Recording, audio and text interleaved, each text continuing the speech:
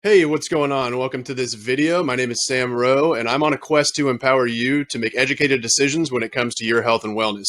To that tune, the topic of today's video are going to be 3 simple, easy, and most importantly, completely free things that you can start doing every single day to get better sleep every single night. Now, sleep has kind of long been the forgotten and misunderstood stepchild in the health and wellness family, to use an analogy, because I like analogies. And while it has long been kind of forgotten and misunderstood, and people talk a lot about diet and exercise, historically speaking, in the past 5 or 10 years, people have really started to shed a lot more light on sleep and pay a lot more attention to sleep, give it the attention that it deserves as one of the pillars of health and wellness. And while it makes me really happy that we've been paying a lot more attention as a society to the importance of sleep in someone's health and wellness in the past 5, 10, 15 years, something like that, when we start shedding a whole lot of light on something that we haven't been shedding light on historically in the past and start learning a whole bunch of things about it, can get a little bit overwhelming for the consumer, someone like you, as to what are some things that I can actually do to get better sleep. There's just so much information out there and it can be really overwhelming. I know because I've felt it myself. So what I want to do here is just kind of sift through all that, give you 3 really practical things that you can just start doing so that regardless of whether you've got weight loss goals, performance-based goals, athletic-based goals, you just want to live longer, you want to get out of pain and feel better in your body, you want to have a better mood, whatever it is that your health and wellness goals are, whether they be mental or physical, sleep is going to be integral to that. So doing these 3 things to help you get better sleep every single night is going to be integral to you achieving those goals and having success in those.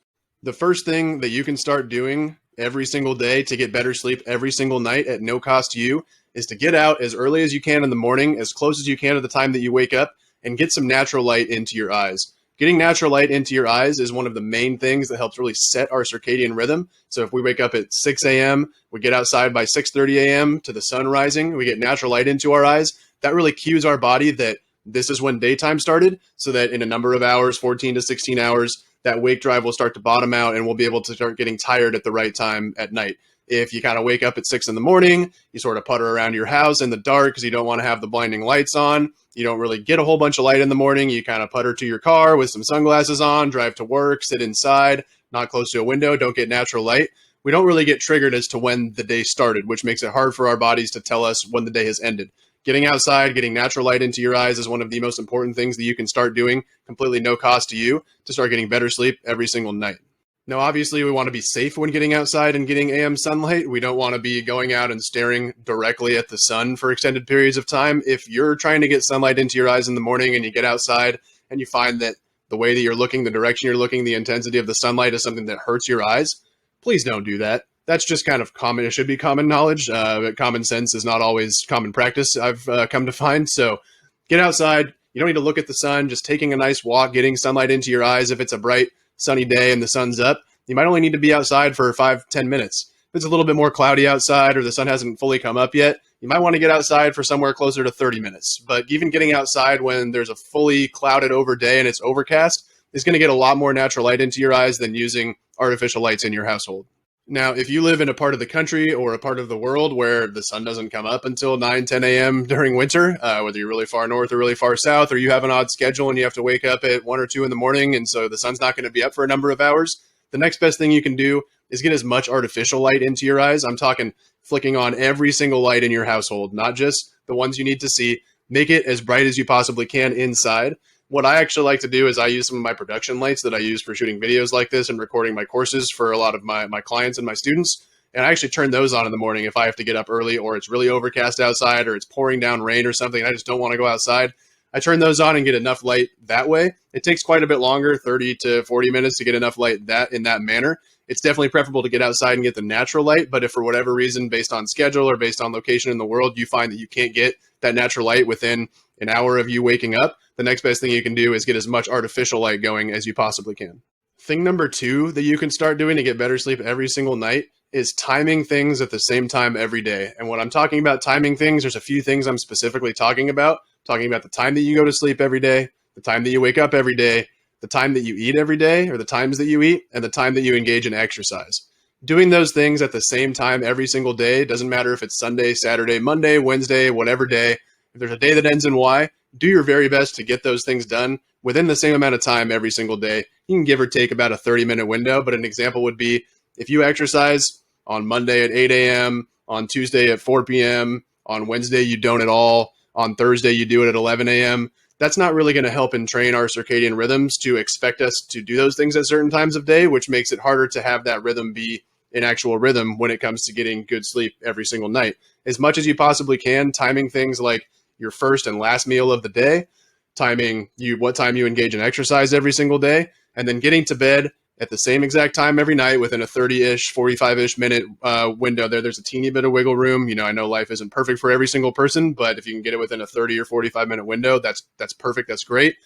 Falling asleep at the same time and waking up at the same time within 30 to 45 minutes wiggle room in that window are going to be some really important things that you can start doing at no cost to you to get better sleep every single night. The reason being, when we start to engage in these behaviors, falling asleep, rising, exercising, eating for the first time and the last time every single day at the same time, our body begins to expect those things after as little as a week or 10 days. It starts to expect that those things are going to happen at those times, starts producing hormones in anticipation of it. You may be familiar with, oh man, I have an alarm set for 6 o'clock, and by Tuesday I start getting up at like 5:58. It's weird. I wake up right before my alarm. That's an example of your circadian rhythm being entrained to wake up at that time. So you don't actually even need an alarm to do that. It happens pretty quickly. So getting those things done at the same time every single day is going to really entrench your circadian rhythm and entrain it to expect those things at certain times, and therefore to know that when sleep time comes around, it doesn't need to kind of be aware and ready to maybe exercise, to maybe eat, to maybe watch a movie. It knows that it's going to be sleep time at that time as well. Getting those 4 things down every single day: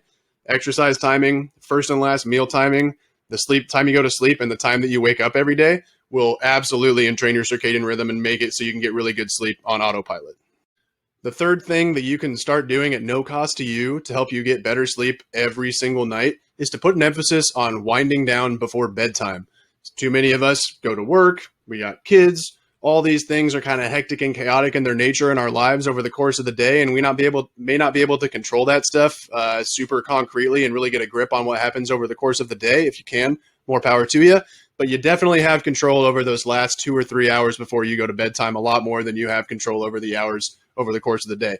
Putting an emphasis on winding down behaviors, things like meditation, journaling, reading a book. Remember when books were a thing and it wasn't on an iPad, like reading an actual paper book or on a Kindle seems to be okay because they don't have a whole lot of backlight going on. Those are good options.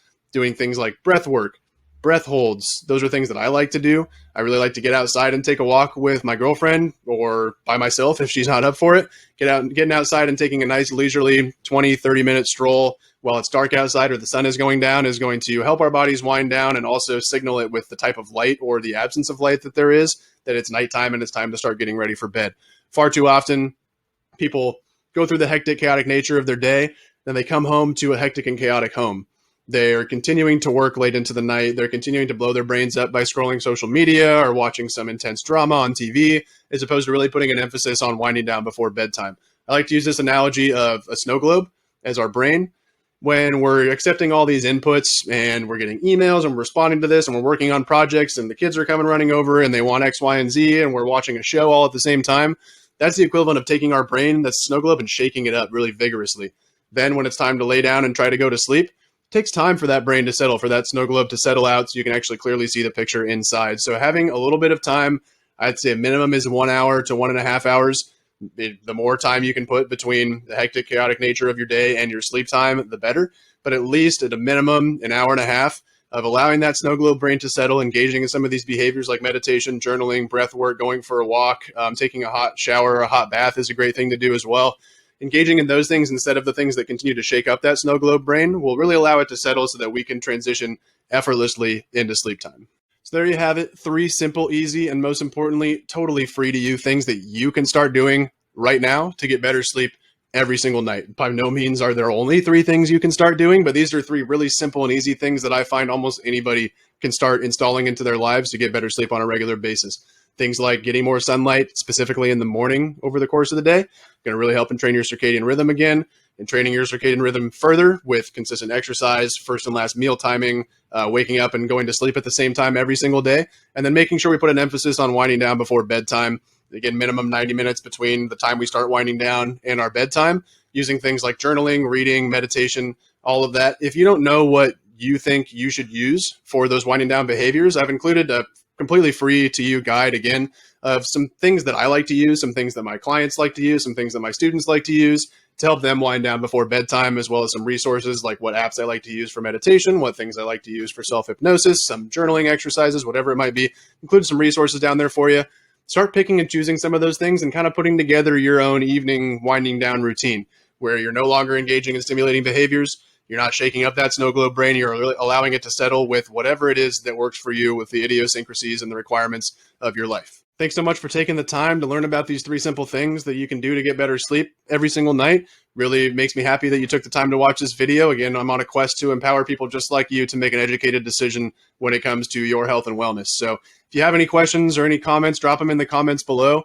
If you found that something really worked well for you or something didn't work well for you, or you have a question about a behavior, whatever it might be, I'm an open book. I'm here to help you make those better decisions and spend my time doing it. So drop anything you want in the comments below and I'll be sure to get to it as soon as I possibly can. Thank you so much for tuning into this video. I'm very grateful to have a platform upon which to share some of these things that I've learned about health and wellness. And again, I'm on a quest to empower people just like you to make educated decisions when it comes to your own health and wellness. And so if you have any questions about anything that took place in this video, things completely unrelated to this video, if you have any questions at all that you'd like me to help clarify for you about your health and wellness, please drop a comment in the section below and I'll be happy to get around to that as soon as I possibly can. Please give this video a like, subscribe to my channel if you enjoyed this content, and I'll see you soon for another video to help you make better decisions about your health and wellness.